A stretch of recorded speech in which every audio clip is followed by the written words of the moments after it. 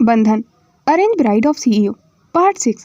Canteen के उस कोने में जहाँ कुछ पल पहले हंसी और हल्के मजाक गूंज रहे थे, अब धीरे धीरे सन्नाटा उतरने लगा था। ठंडी हवा में एक अजीब सी झनकार फैल गई थी, क्योंकि वहाँ आदित्य आ चुका था। वो बिना कुछ बोले सीधा उन लड़कों की टेबल तक चला गया था।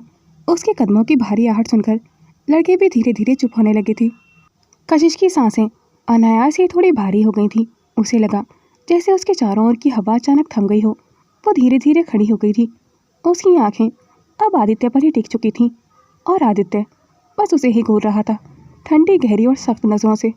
उनके बीच की टेंशन तब टूटी जब टेबल पर बैठे एक लड़के ने हंसी रोकते हुए थोड़ा नर्वस होकर हल्के मजाक भरे लहजे में कहा, हेलो अंकल। आदित्य का जबड़ा भिज गया था। उसकी नसें कनपटियों तक तन गई थीं। उसने उस लड़के को बस घूर कर देखा, इस तरह से कि उस लड़के की आधी मुस्कान तो खुद ब खुद मिट गई थी। अंकल। आदित्य के होठ बा मुश्किल हिले, पर आवाज़ में आग थी। रियली? वो लड़का अब नीचे देखने लगा था। आदित्य की नज़र इतनी खौफनाक थी कि उस लड़के की सांसें अटक गई थीं और बाकी सब भी चुपचाप अपने कपों में झांकने लगे थे। टेबल पर सन्नाटा उतर आया था। कशिश का दिल धक धक करने लगा था। उसने कांपते हुए कुर्सी पीछे की। आदित्य, आप यहाँ? वो इतनी घबरा गई थी कि उसके हाथ से कुर्सी थोड़ी खिसक गई थी। आदित्य ने नज़रें सिर्फ उसी पर टिका दी थी। कुछ काम था क्या आपको? कशिश ने घबराते हुए पूछा। लेकिन आदित्य ने ना तो एक पल के लिए पलकें झपकाई थीं और ना ही कोई जवाब दिया था। उसकी नज़रों में जो ठंडापन था जिसने कशिश की धड़कनें तेज़ कर दी थीं। वो लड़का जो अब तक हंस रहा था अचानक गला साफ करके कुर्सी पर सीधा बैठ गया था। कशिश का दिल ज़ोर ज़ोर से धड़कने लगा था। उसने नज़रें झुका ली, जैसे उसकी नज़रों में एक ही पल में 100 सवाल उमड़ आए हों। कशिश ने नज़रें झुकाए हुए धीमे से कहा, आदित्य। आदित्य बस उसके ठीक सामने आकर खड़ा हो गया था। दोनों के बीच एक हाथ की दूरी भी नहीं थी। उसके चेहरे पर कोई हाव भाव नहीं था, बस आंखों में वो खामोशी थी जो बहुत ही खौफनाक लग रही थी। आदित्य की जकड़ी मुट्ठियाँ, उसकी गुस्से से जलती आंखें, सब कुछ बता रहा था कि वो किस हाल में यहाँ तक पहुँचा है। अंकल को शायद जल्दी थी, एक और लड़के ने हिचकते हुए कहा। कशिश ने उसकी ओर घूर कर देखा, फिर धीरे से अपना बैग उठाया। आदित्य ने सांस भरी और एक पल को उसके बेहद पास झुकते हुए बस इतना ही कहा, चलो मेरे साथ। उसकी आवाज़ ना तो तेज़ थी और ना ही धीमी, मगर उस लहजे में वो ठंडापन था जिसने बाकी लड़कों को एक झटके में चुप करा दिया था। कशिश का दिल एक पल को सिहर गया। आदित्य ने कुछ भी नहीं कहा था। उसका पूरा ध्यान उन लड़कों की बातों पर नहीं, सिर्फ कशिश पर था। वह कुछ कदम उसके और करीब आया और बिना कुछ बोले उसका हाथ पकड़ लिया था। कशिश चौंक गई थी। उसका दिल जोर से धड़क उठा था। आदित्य, वो धीमे से बोली, पर उसने जैसे कुछ सुना ही ना हो। कैंटीन में बैठे लड़कों के चेहरे पर हैरानी उतर आई थी। आदित्य ने उसे अपनी तरफ खींचते हुए लगभग दरवाजे की ओर बढ़ने लगा था। उसकी पकड़ में वो ठंडी झुंझलाहट थी जो किसी तकरार की शुरुआत कर सकती थी। अरे! अचानक पीछे से एक आवाज़ आई। कशिश का हाथ किसी और ने भी पकड़ लिया था। उसने पलट कर देखा, वो लड़का जिसने कुछ पल पहले उसे अंकल कहा था। उसने आदित्य की तरफ थोड़ा घूरते हुए कहा, अंकल, आप कशिश को कहाँ ले जा रहे हैं? पूरा कैंटीन अब उन सब की तरफ देखने लगा था। कुछ लोगों के चेहरे पर हल्की मुस्कान थी, कुछ की आंखों में हैरानी और कुछ में डर। सटाक एक ज़ोरदार थप्पड़ उस लड़के के गाल पर पड़ चुका था। आदित्य की आंखों में अब खामोश आग और भी ज़्यादा भड़क उठी थी। लड़का पीछे की तरफ थोड़ा झटका खा गया था। उसकी आंखों में गुस्सा उतर आया था। कौन है आप? कशिश के साथ बैठी एक और लड़की बोली। और कशिश को यूँ अपने साथ क्यों ले जा रहे हैं? आदित्य के थप्पड़ से उस लड़के के कान में सीटियाँ बजने लगी थीं। कशिश का गला सूख गया था। आखिर ये सब लोग आदित्य से इतने सवाल क्यों कर रहे हैं? वो कुछ कहने ही वाली थी कि तभी पास में खड़ी गौरी ने जैसे बिना सोचे समझे एकदम जोर से कहा, जीजू हैं। सबकी नज़रें एक पल को गौरी पर टिक गई थीं। उसका चेहरा थोड़ा सफ़ेद पड़ गया था, लेकिन फिर उसने हकलाते हुए दोहराया, वो कशिश के हस्बैंड हैं। लड़के की आंखें चौड़ी हो गई थी। कशिश की तो जैसे सांस ही गले में अटक गई थी। कोई भी यकीन नहीं कर पा रहा था कि कशिश मैरिड है। वो यूनिवर्सिटी बिल्कुल सिंपल आती थी। कैंटीन में बैठे सभी स्टूडेंट बस उसे ही घूर रहे थे। उसे आदित्य पर बहुत गुस्सा आ रहा था। आखिर किस बात का उसे इतना गुस्सा था? कैंटीन की सारी निगाहें अब भी उनकी तरफ थीं। आदित्य ने बिना कुछ कहे कशिश की कलाई थामी और तेज़ कदमों से बाहर निकल गया था। कैंटीन अभी भारी सन्नाटे में डूबी थी। आदित्य कशिश का हाथ पकड़े हुए बाहर निकल चुका था, लेकिन पीछे लोगों की निगाहें अब भी वहीं टिकी थीं जहाँ कुछ पल पहले तूफान उठा था। फुसफुसाहटों की आवाज़ें हवा में तैर रही थीं और उसी सन्नाटे के पीछे वाले कोने में 2 आँखें ये सब बेहद ध्यान से देख रही थीं। कैंटीन की पिछली दीवार से टिककर आहाना खड़ी थी। होठों पर एक धीमी और चालाक मुस्कान थी। उसके बगल में रागिनी ने कोल्ड ड्रिंक का आखिरी घूंट लिया और कप को टेबल पर रखते हुए फुसफुसाई, तो आदित्य भाई को हमारी मेहनत का रिजल्ट पसंद आ गया। आहाना ने धीरे से सिर झुकाया। उसकी आंखों में शिकारी जैसी चमक थी। पसंद किया? वो तो आग बबूला हो गए हैं। बस एक फ़ोटो भेजी थी और उन्होंने बगैर कुछ सोचे कैंटीन तक तूफान ला दिया है। रागिनी ने हंसते हुए उसकी हथेली पर हल्का सा हाई फाइव किया। कहा था ना, थोड़ी सी चिंगारी चाहिए थी। तुम तो जानती हो ना आदित्य भाई को अग्निवंशी नाम की रेपुटेशन कितनी प्यारी है, और कशिश तो उनकी बीवी है। वो कैसे बर्दाश्त कर सकते हैं कि कोई उनकी रेपुटेशन को ख़राब करने की कोशिश करे। आहना ने मोबाइल स्क्रीन को हल्का सा झुक कर देखा, जहाँ कुछ देर पहले उसने वो तस्वीर भेजी थी, कशिश की हंसती हुई तस्वीरें, जो ज़रा से एंगल से ऐसा दिख रही थी मानो वो उस लड़के के बहुत करीब हो। आहना ने खिड़की से झांकते हुए देखा, आदित्य और कशिश अब कैंटीन से बाहर जा चुके थे। कशिश बेबी को तो अंदाज़ा भी नहीं होगा कि जो आग आदित्य भाई की आंखों में चल रही है उसमें माचिस सामने लगाई है। रागिनी ने धीरे से कहा, और अब वो आग बुझने वाली नहीं है। दोनों शातिर मुस्कान करते हुए वहाँ से चली गई थी। कशिश सिर्फ उसके साथ चलती रही थी, जैसे उसे समझ ही नहीं आ रहा था कि क्या हुआ है। अग्निवंशी मैंशन पहुँचते ही आदित्य ने कमरे का दरवाज़ा खोला और उसे अंदर खींच लिया था। कमरे में कदम रखते ही आदित्य ने दरवाज़ा इतनी जोर से बंद किया कि दीवारों में हल्की सी गूंज फैल गई थी। कशिश अचानक से पीछे मुड़ी और उसकी आंखों में अब गुस्सा और तकलीफ एक साथ झलक रही थी। कशिश ने गुस्से से उसकी तरफ मुड़कर कहा, क्या हुआ है आपको आदित्य? सबके सामने ये क्या ड्रामा था? आप इतने गुस्से में क्यों हैं? उसकी आवाज़ काँप रही थी, लेकिन उसमें खुद की बेइज्जती और गुस्से की झलक भी थी। आदित्य उसकी तरफ मुड़कर खड़ा हो गया था, जबड़ा भिजा हुआ था और सांसें भारी, और आंखों में वही खामोश आग थी। और आपने रोनित को थप्पड़ क्यों मारा? कशिश ने लगभग चिल्लाते हुए कहा, लेकिन आदित्य ने कोई जवाब नहीं दिया था। बस उसकी तरफ बढ़ा, धीमे मगर खतरनाक सन्नाटे के साथ। कशिश अब सच में उससे डरने लगी थी। उसने झटका देकर अपने हाथ छुड़ाने की कोशिश की, लेकिन उसकी कलाई पर आदित्य की उंगलियां कसकर जकड़ी हुई थीं। खोलिए मेरे हाथ प्लीज़। कशिश की आवाज़ अब कांपती हुई निकल रही थी। उसके दोनों हाथ जोर से आदित्य ने पीछे की तरफ थाम रखे थे। वो पीछे हटने की कोशिश में दीवार से टिक गई थी। आदित्य, आप सुन रहे हैं ना? खोलिए मेरे हाथ। अब उसकी आंखों में आंसू चमकने लगे थे। कशिश के हाथ टाई से बंधे हुए थे। आदित्य का चेहरा एकदम पास था, इतना कि उसकी सांसों की गर्मी कशिश के चेहरे से टकरा रही थी। उसकी आंखें अब भी उसी में जमी हुई थीं, जैसे वह कुछ ढूंढ रहा हो, कुछ सवाल जो जुबान तक नहीं आ रहे थे। उसके गले में अटकी हुई आवाज़ जैसे फट पड़ी थी, वो लड़का तुम्हारे इतने करीब क्यों था? कशिश ने सिहरते हुए उसकी ओर देखा। उसकी आंखों में झलकता शक उसे भीतर तक चीर गया था। क्या? वो धीरे से बोली, आपको होश भी है? आप क्या कह रहे हैं? हाँ, मुझे सब दिख रहा है। आदित्य की आवाज़ अब बर्फ से भी ठंडी और आग से भी ज़्यादा तेज थी। सबके सामने तुम हंस रही थी उसके साथ। आदित्य का चेहरा अब एकदम पास आ चुका था, इतना कि कशिश उसकी सांसों की गर्मी अपने चेहरे पर महसूस कर सकती थी। उसकी आंखों में अब सिर्फ शक नहीं था, कुछ और भी था, एक अजीब सी बेचैनी जो गुस्से की आड़ में छुपी हुई थी। तुम्हें? आदित्य की आवाज़ भारी थी, जैसे गले से खुरच कर निकली हो।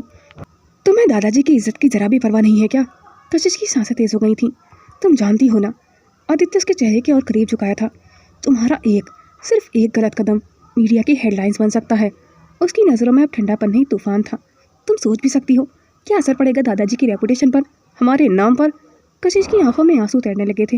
वो समझ नहीं पा रही थी कि इस वक्त वो उससे बहस करे या खुद को छुड़ाए। आदित्य, उसने धीमे से कहा, मैंने कुछ गलत। चुप रहो। आदित्य की आवाज़ अचानक फट पड़ी थी। वो एक पल को रुका, लेकिन उसकी आंखों में बलता गुस्सा उसके चेहरे को और भी कठोर बना रहा था। लेकिन इस गुस्से के पीछे कुछ और था, एक ऐसी बेचैनी जिसे वो खुद से भी छुपाना चाहता था। उसकी नज़रों में झलकती वो तड़प, जैसे किसी ने उसके दिल पर सीधा वार किया हो।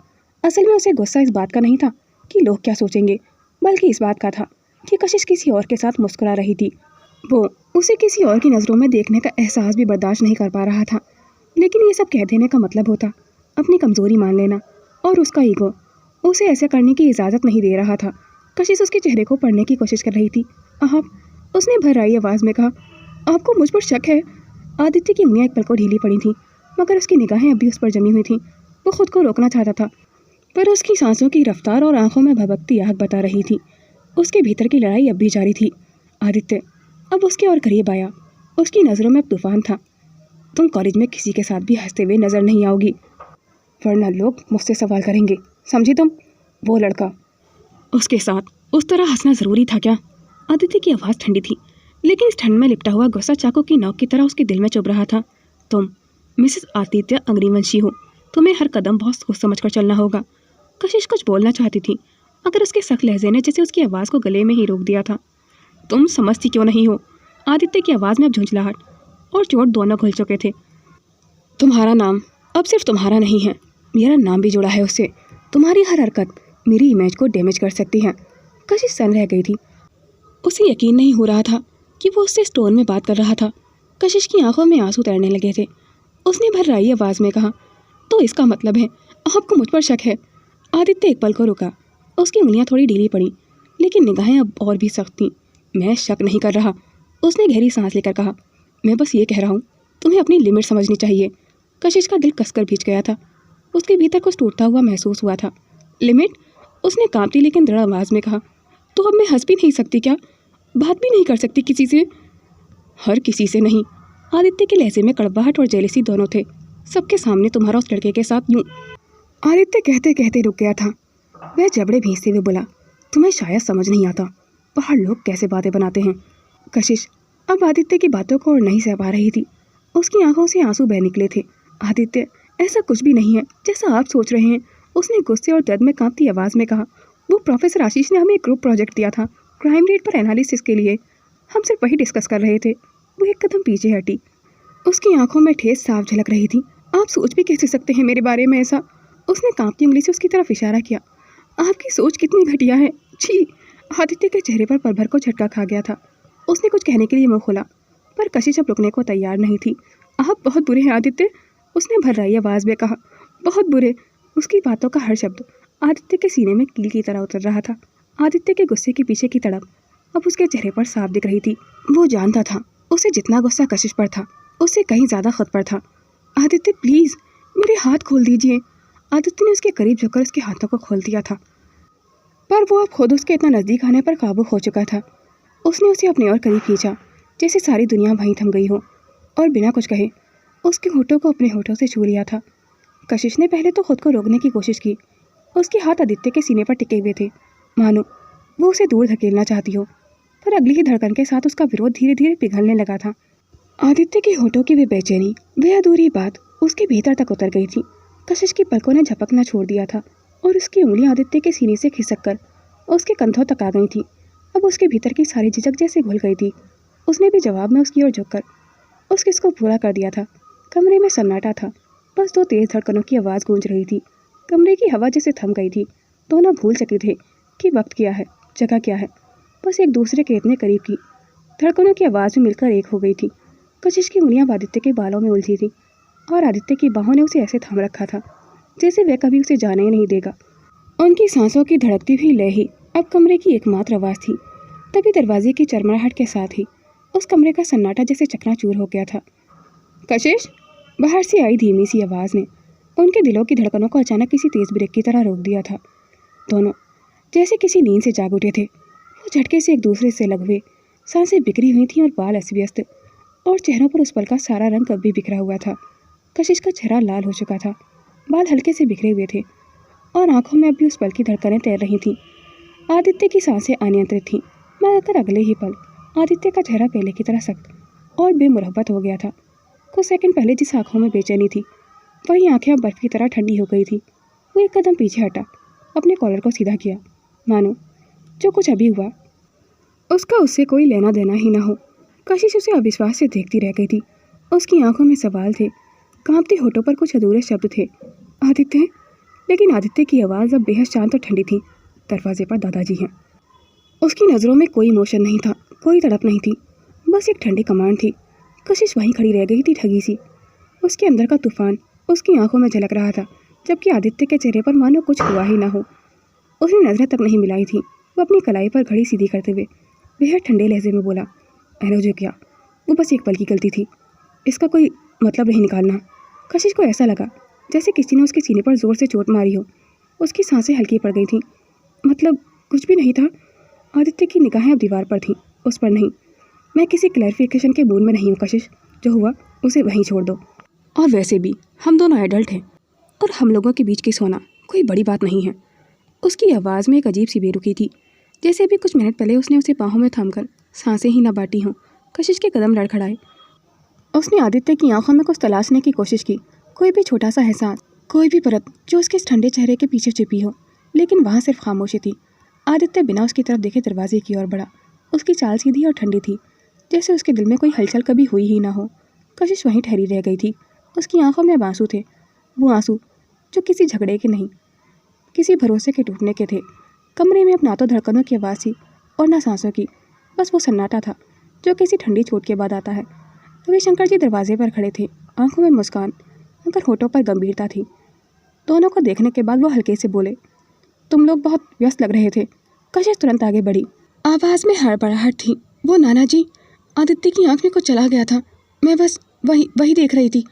दादाजी ने उसे कुछ पल तक देखा, मानो सब समझ गए हों, फिर मुस्कुराकर बोले, हाँ हाँ मुझे दिख रहा है। फिर उनकी नज़र आदित्य पर गई। आदि, तुम मेरे साथ चलो, एक ज़रूरी मीटिंग के लिए। आदित्य ने सिर हिलाया, फिर जाते जाते कशिश की तरफ देखा। वो नज़र ऐसी थी कि कशिश का दिल फिर से तेज़ धड़कने लगा था। दादाजी के जाते ही उसने खुद को आईने में देखा और उसके पलकों के नीचे अब भी आदित्य की छून की हल्की सी गूंज बाकी थी। जैसे ही आदित्य दादाजी के साथ कमरे से बाहर गया, दरवाज़ा धीरे से बंद हुआ और कमरे में फिर वही सन्नाटा लौट आया था। कशिश वहीं खड़ी थी, सांसें अब भी संभल नहीं रही थीं। उसने एक पल को अपनी आंखें बंद की और अपने दिल पर हाथ रखा, जो मानो किसी रॉकेट से भी तेज़ दौड़ रहा था। हे भगवान, ये क्या हो गया मुझसे? उसने खुद से बुदबुदाया। मुझे पता था वो हमेशा खड़ूसी रहेंगे। अगर कोई फीलिंग ही नहीं थी तो किसको क्या मुझे, हाँ? और इतना गुस्सा क्यों कर रहे थे जब मैंने रोनी से बात की? मिस्टर अग्निवंशी, मुझे कभी समझ नहीं आएंगे। उसके फ़ोन पर गौरी की कई मिस्ड कॉल थी। उसने फ़ोन उठाया और तेज़ी से नंबर डायल किया। गौरी। फ़ोन मिलते ही उधर से गौरी की चहकती आवाज़ आई, हेलो, क्या हुआ? सब ठीक है ना? और जीजू, वो तो बहुत गुस्से में लग रहे थे। तुझे डांट तो नहीं दिया? कशिश की सांस अटक गई थी, फिर वह धीरे धीरे बोली। उसकी आंखों में हल्के से आंसू थे। गौरी, उन्होंने मुझे किस किया। कुछ सेकंड तक तो उधर सन्नाटा रहा, फिर गौरी की आवाज़ जैसे फट पड़ी थी। क्या? सच में? ओह माय गॉड, तू सीरियस तो है ना? मतलब फ्रेंच किस या धीरे धीरे वाला रोमांटिक किस? कशिश ने शर्माते हुए कहा। गौरी प्लीज़, कुछ भी बोलने से पहले मेरी बात तो सुन ले। गौरी हंसते हुए बोली, अरे सुन ही तो रही हूँ। लेकिन वाह कशिश, जीजू तो पूरे हीरो निकले। और तू तो हमेशा से कहती थी कि वो तुझे पसंद नहीं करते। कशिश ने फ़ोन कान पर टिकाए रखा, पर उसकी सांसों में अभी भी हड़कंप मची हुई थी। कमरे का सन्नाटा, आदित्य की ठंडी छवि और अपने दिल की धड़कनों की गूंज, सब कुछ अभी भी उसके अंदर घूम रहा था। गौरी, मुझे यही तो सच में समझ नहीं आ रहा। उसकी आवाज़ काँप रही थी। मुझे तो अब भी यही लग रहा है कि वो मुझे पसंद नहीं करते। कुछ पल पहले तक तो आदित्य की आंखों में बस एक बेपनाह प्यार दिख रहा था, जैसे मैं उनके लिए सबसे कीमती हूँ। और फिर अगले ही पल वो ऐसे कोल्ड बिहेव करते हैं, ऐसे दूर हो जाते हैं, जैसे सब कुछ सिर्फ एक गलती थी। मुझे समझ नहीं आ रहा उनके दिल क्या सोच रहा है। उनके हर शब्द में अब सिर्फ रेपुटेशन की चिंता, नाना जी की इज्जत और ताने। ऐसा लगता है मैं हर पल कुछ गलत कर रही हूँ। फ़ोन के दूसरी तरफ गौरी की हंसी गूंजी। ओह वाह, लगता है जीजू ने पूरी तरह तुम्हारे दिल और दिमाग पर कब्जा कर लिया था, है ना? गौरी समझो ना, मुझे सच में डर लग रहा है।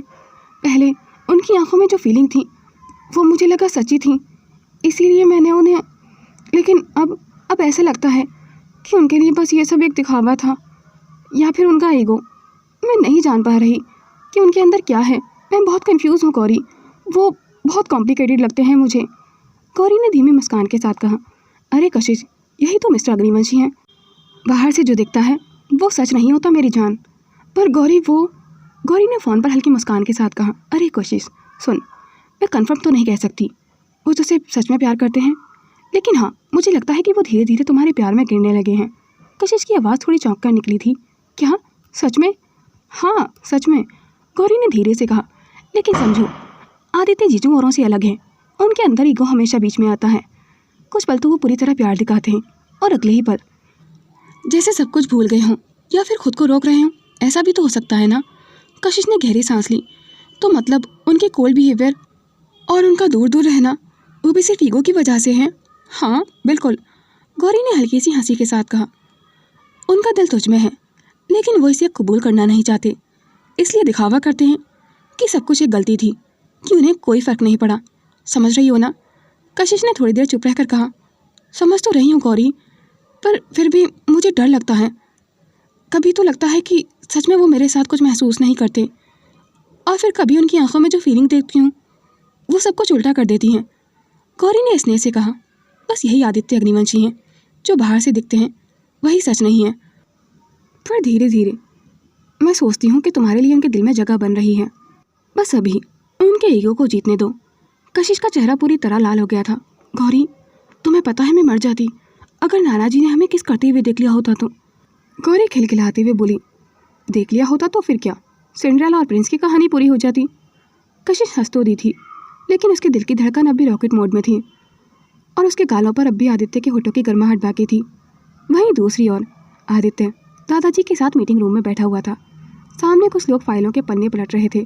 दादाजी कुछ इंपॉर्टेंट बात समझा रहे थे, लेकिन आदित्य का ध्यान कहीं और ही था। हर शब्द, हर आवाज़ उसकी सोच से टकराकर वापस लौट रही थी। उसकी नज़रें बार बार मेज़ पर पड़ी अपनी उंगलियों पर जा रही थीं। वही उंगलियां जिनसे उसने अभी अभी कशिश को छुआ था, वो अनजाने में अपने होठों को छू बैठा था। वही एहसास फिर से उभर आया। उसे लगा मानो उस पल की गर्माहट अब भी वही हो, उसकी सांसों में, उस धड़कन में, उस खामोशी में। दादाजी की आवाज़ ने उसका ध्यान खींचा। आदि, तुम सुन रहे हो ना मैं क्या कह रहा हूँ? जी जी हाँ दादाजी। उसने फ़ौरन से हिलाया, लेकिन मन फिर से उसी जगह लौट गया था। वो उसकी आंखें, वो हल्की सी झिझक, वो स्पर्श। वहीं दूसरी तरफ कमरे में गौरी अभी फ़ोन पर थी और कशिश तकिए को सीने से लगाए लेटी हुई थी। गौरी बोली, सुन कशिश, तू मेरी एक बात मानना, तू अब पक्का फंस गई है आदित्य जीजू के प्यार के जाल में। कशिश ने तुनक कर कहा। गौरी वो हंस पड़ी थी। अरे सच कह रही हूँ बाबा, पर सुन, उसे अभी तक मत जताना कि तू भी उनके लिए फील करती है। लड़कियों को थोड़ा हार्ड टू गेट फील कराना चाहिए, तभी उन्हें वैल्यू होती है प्यार की। कशिश ने झेंपते हुए कहा। पर अगर उन्होंने फिर से कुछ कहा या किया तो? गौरी बोली, तो तू मत करना ना, उन्हें बेचैन रहने दे थोड़ी देर, जब तक कि वो खुद ना माने कि वो तुझ पर दिल हार चुके हैं पूरी तरह। कशिश की मुस्कान में अब शर्म खुली हुई थी। गौरी छेड़ते हुए बोली, आज रात को जीजू को सिर्फ तेरा ही चेहरा याद आएगा। इतना डीप किस जो किया है तुम लोगों ने, और हो सकता है नींद भी ना आई। गौरी की बात पर कशिश ने फ़ोन अपने तकिए पर पटक दिया था, लेकिन होठों पर हल्की सी कपकपाती मुस्कुराहट थी और दिल में डर भी था कि गौरी जो कह रही है वो सब झूठ ना हो। सच में आदित्य को उससे कोई प्यार ना हो, बस कशिश को ऐसा लग रहा हो कि वो उसे पसंद करने लगा है। पर उसका चेहरा खुद बता रहा था कि गौरी बिल्कुल गलत नहीं थी। कुछ देर बाद कशिश ने जल्दी से कपड़े बदले और एक पीच कलर का कॉटन का कुर्ता और ब्लू जींस पहन ली थी और वे अपना मोबाइल लेकर डाइनिंग एरिया की तरफ चली आई थी, उस छोटे से मुस्कान के साथ जो अभी तक होठों पर टिक रही थी, पर दिल की धड़कनें अभी भी किसी हलचल से भरी हुई थी। कॉरिडोर में पहुंचते ही उसने रागनी और आहाना को एक कोने पर बैठा पाया। नयनतारा सामने सोफे पर फ़ोन पकड़े हुए उनसे बात कर रही थी। वो लोग कशिश के बारे में ही बात कर रही थी। कशिश उनके मुंह से आदित्य और अपना नाम सुनकर हैरान रह गई थी। वो छुपकर उनकी बातें सुनने लगी थी। हाँ यार, आदित्य भाई ने उसे बहुत अच्छे से पनिश किया होगा। हमने पूरा प्लान अच्छे से एग्जीक्यूट किया था। भाई बहुत गुस्सा थे। आहाना ने झिझक कर कहा। सच में तुम देखना, डाइवोर्स के बाद आदित्य भाई तुम्हारे ही होंगे नयनतारा। अगर दादाजी ने ज़बरदस्ती नहीं की होती तो तुम हमारी भाभी होती, ना कि वो सड़क छाप लड़की। रागिनी ने जीभ काटते हुए कहा। कशिश की सांसें रुक गई थीं। उसके चेहरे पर उलझन झलक रही थी, पर नयनतारा के मुंह से आदित्य को अपना बनाने की बात सुनकर उसे जलन होने लगी थी। शायद आदित्य से भी ज़्यादा जलीसी फील कर रही थी इस वक्त कशिश ने गहरी सांस ली और मुंह थोड़ा सा सिकोड़ते हुए अपने गुस्से को रोकने की कोशिश की। उसकी आंखों में जलन थी, पर चेहरे पर मासूमियत बनी हुई थी। उसने धीरे धीरे अपने मोबाइल पर पकड़ कसती थी, लेकिन उसकी आवाज़ में हल्की चिढ़ और तेवर साफ झलक रहे थे। उसने गुस्से से दांत पीसते हुए कहा, मैं भी देखती हूँ कैसे आप दोनों का चक्कर मेरी नाक के नीचे चलता है। तो आदित्य को ये मेकअप की दुकान नयनतारा पसंद है, तभी मुझे अवॉइड करते हैं। अब तो पक्का हो गया, मैं उन्हें बिल्कुल भी पसंद नहीं हूँ। उसके शब्दों में हल्की शिकायत थी और इस वक्त वो खुद से बड़बड़ाते हुए बहुत क्यूट लग रही थी। उसने चुपके से फ़ोन निकाला और गौरी को कॉल कर दिया था। जब कॉल रिसीव हुआ तो कशिश ने पिलर के पीछे तेज आवाज़ करते हुए कहा, ताकि नयनतारा, रागिनी और आहाना सुन सकें। गौरी सुनना, तुम्हारे जीजू बिल्कुल भी अच्छे नहीं हैं। वो हमेशा मुझे पनिश करते हैं, जबकि मेरी गलती भी नहीं होती। तुम ही बताओ किस करके कौन पनिश करता है? वो तो हमेशा ही ऐसा करते हैं। कशिश की चहकती हुई आवाज़ सुनकर नयनतारा का चेहरा एकदम सख्त हो गया था। उसकी आंखों में इतना गुस्सा भर आया था कि रागिनी और आहाना की हंसी भी गले में ही अटक गई थी। वह जैसे किसी आतिश की लपट बनकर खड़ी हो गई थी। तन बदन में आग घुली हुई थी। डाइनिंग एरिया की हवा जैसे अचानक भारी हो गई थी। कशिश ने मोबाइल से कान हटाया और मुस्कुराते हुए पिलर के पीछे से बाहर आ गई थी। उसने अपना काम तो कर दिया था। वो नयनतारा को जताना चाहती थी कि आदित्य चाहे पहले किसी से भी प्यार करता हो, लेकिन अब सिर्फ उसका पति है। उसकी आंखों में एक चमक थी, शरारत से भरी हुई। नयनतारा धीरे धीरे उठी। उसकी ऊंची हील्स की टकटक पूरे हॉल में गूंज गई थी। बहुत दिलचस्प है मिस कशिश, उसने धीमे स्वर में कहा। आवाज़ में ऐसी ठंडक थी जिसमें जलन छिपी हुई थी। तुम्हें पनिशमेंट का तरीका पसंद नहीं आया, या फिर किस करने वाला? कशिश के कदम थम गए थे, दिल की धड़कनें तेज थीं, लेकिन चेहरे पर वही मीठी सी मुस्कान अभी जमी हुई थी। पसंद? उसने सीधे उसकी आंखों में देखते हुए कहा। मुझे तो आदत हो रही है उनकी हर तरीके की। आपको नहीं पता ना, वो ना अलग अलग रोमांटिक तरीक़ों से मुझे पनिश करते हैं। आहना और रागिनी ने एक दूसरे की तरफ देखा। लाउंज की हवा में कोई चिंगारी फूट रही थी। ये वाक्य नयनतारा के सीने में चुभ गया था। उसकी मुट्ठियाँ भिज गई थीं। नयनतारा ने एक कदम आगे बढ़ाया, आंखों में जलती हुई आग थी। कशिश, तुम्हारी जैसी लड़कियां ना बस सिंपैथी की हकदार होती हैं, ना कि प्यार की। आदित्य के आसपास रहकर खुद को उनकी बराबरी का समझने लगी हो तुम। कशिश का चेहरा सख्त हो गया था। उसकी आंखों की चमक अब ठहर गई थी। नहीं, ऐसा नहीं है दीदी। जब आदित्य मुझे देखकर मुस्कुराते हैं ना, तो बराबरी की ज़रूरत ही नहीं रहती। वो खुद सब भूल जाते हैं, जिसमें आप भी शामिल हैं। रागिनी और आहना एक झटके से पीछे हट गई थीं। नयनतारा की सांसें तेज हो गई थीं। मुस्कुराना अलग बात है और प्यार करना अलग। आदित्य तुम्हें सिर्फ अपना बोझ समझते हैं। ये गलती जो उन्होंने दादाजी के दबाव में की थी। कशिश की आंखें भर आई थीं। वो भी जानती थी कि नयनतारा जो कह रही है वही सच है, लेकिन कशिश अपने आप को सबके सामने कमज़ोर नहीं दिखाना चाहती थी, और ख़ासकर नयनतारा के सामने तो बिल्कुल भी नहीं। नयनतारा ने उसकी कलाई को पकड़ते हुए कहा, और तुम क्या समझती हो कि आदित्य तुम जैसी सड़क छाप लड़की से प्यार करेगा? उन्हें तो तुम्हारा चेहरा तक देखना पसंद नहीं है। उन्हें बस अपनी रेपुटेशन की परवाह है। नयनतारा ने अपनी बातों पर जोर देते हुए कहा। ऐसा नहीं है तारा दीदी, उन्हें मुझसे मोहब्बत है। कशिश ने बहुत ही नर्म आवाज़ में कहा, ताकि तारा को और भी जला सके। नयनतारा की पकड़ अचानक और कस गई थी। उसकी आंखें जल रही थीं, जैसे भीतर जमा लावा फूटने ही वाला हो। मोहब्बत? उसने जहर भरी हंसी के साथ कहा। तुम जैसी मासूम चेहरे वाली लड़कियां लड़कों की नज़रों में बस अट्रैक्शन होती हैं, प्यार नहीं। कशिश की सांस अटक गई थी, पर उसने खुद को संभाला। उसने नयनतारा की आंखों में देखते हुए कहा, अगर अट्रैक्शन ही होता दीदी, तो फिर वो हर सुबह मुझे अपनी आंखों में क्यों ढूंढते? आपको पता है, हर सुबह उठने के बाद ना वो मुझे मॉर्निंग किस करते हैं, और मेरा चेहरा देखे बिना अपनी आंखें भी नहीं खोलते। ये सुनकर नयनतारा का चेहरा तमतमा गया था। उसने झटके से कशिश की कलाई छोड़ी और पूरे जोर से उसे धक्का दे दिया था। कशिश का संतुलन बिगड़ गया। उसका शरीर पीछे की ओर लुढ़कता हुआ पास के कांच के टेबल से टकरा गया था। कशिश! रागिनी और आहना चीख उठी थी। नयनतारा की सांसें तेज चल रही थी। वो कुछ कहने ही वाली थी कि धीरे धीरे कॉरिडोर से किसी के कदमों की आवाज़ सुनाई दी। दोनों ठिठक गई थीं। कदमों की आवाज़ और पास आ चुकी थी, भारी और ठहरी हुई, लेकिन गुस्से से भरी हुई थी। नयनतारा का चेहरा सफ़ेद पड़ने लगा था। उसने अचानक पीछे मुड़कर देखा। आदित्य वहीं खड़ा था। उसकी निगाहों में आग थी। कशिश! उसका नाम जैसे किसी टूटे सांस की तरह उसके होठों से निकला था। To be continued. हेलो दोस्तों, कल दिवाली है और आप सबको मेरी तरफ से एडवांस में हैप्पी दिवाली। दोस्तों, अगर ये स्टोरी आपको पसंद आती है तो प्लीज़ लाइक और कमेंट किया करें। आपका एक प्यारा सा कमेंट मुझे लिखने के लिए बहुत ज़्यादा मोटिवेट करता है, तो प्लीज़ कमेंट करें और इस स्टोरी को हाइप करें। Thanks for watching. Do like, comment and share this video and subscribe my YouTube channel for more interesting videos.